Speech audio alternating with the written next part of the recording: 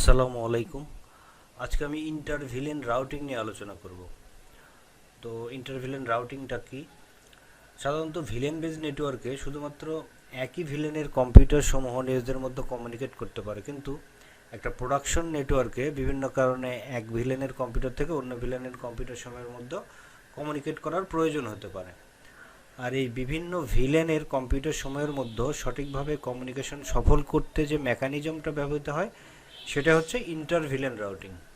তো ইন্টারভিলেন রাউটিং হলো এমন এক ধরনের পদ্ধতি যার মাধ্যমে একটি ভিলেনের ট্রাফিক অন্য আরেকটি ভিলেনে ফরওয়ার্ড করা যায়। তো ইন্টারভিলেন রাউটিংয়ের ক্ষেত্রে একটা অতিরিক্ত লেয়ার 3 ডিভাইস যেমন সিসকো রাউটার হতে পারে, মাইক্রোটিক রাউটার হতে পারে, অথবা লিনাক্স বেস সার্ভার ব্যবহার করা যেতে পারে।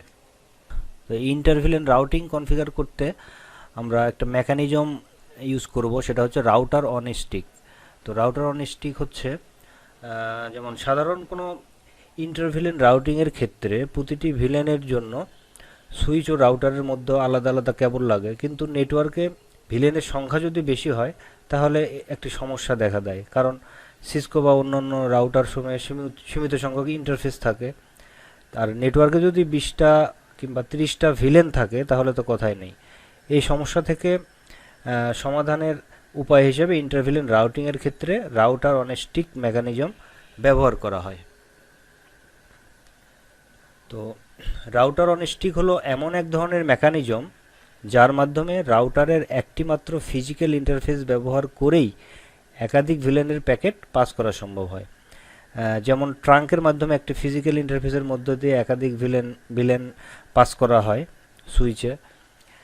এই ক্ষেত্রে রাউটারের সংশ্লিষ্ট ইন্টারফেসের সাথে যুক্ত সুইচ পোর্টটিকে ট্রাঙ্ক পোর্ট হিসেবে আমরা কনফিগার করি। আর রাউটারের ফিজিক্যাল ইন্টারফেসকে লজিক্যালি একাধিক সাব ইন্টারফেসে পরিণত করা হয় এবং প্রতিটি সাব ইন্টারফেসকে একটি আলাদা আলাদা ভিলেনে অ্যাসাইন করা হয়।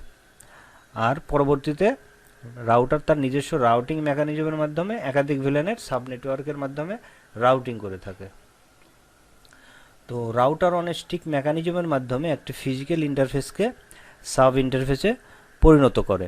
তো ইন্টারভিলেন রাউটিং কনফিগার করতে হলে নেটওয়ার্কের পারফরমেন্স কিছুটা হলেও হ্রাস পায়, কিন্তু অন্যদিকে এর মাধ্যমে নেটওয়ার্কের কস্ট ও ক্যাবলিংয়ের জটিলতা অনেক হারে কমে যায়। তাই ইন্টারভিলেন রাউটিংয়ের ক্ষেত্রে রাউটার অন স্টিক হলো একটা বহুল ব্যবহৃত পদ্ধতি। তো আমরা নেক্সট ভিডিওতে ইন্টারভিলেন রাউটিং কনফিগারেশন দেখব। সে পর্যন্ত সবাই ভালো থাকবেন। আসসালামু আলাইকুম।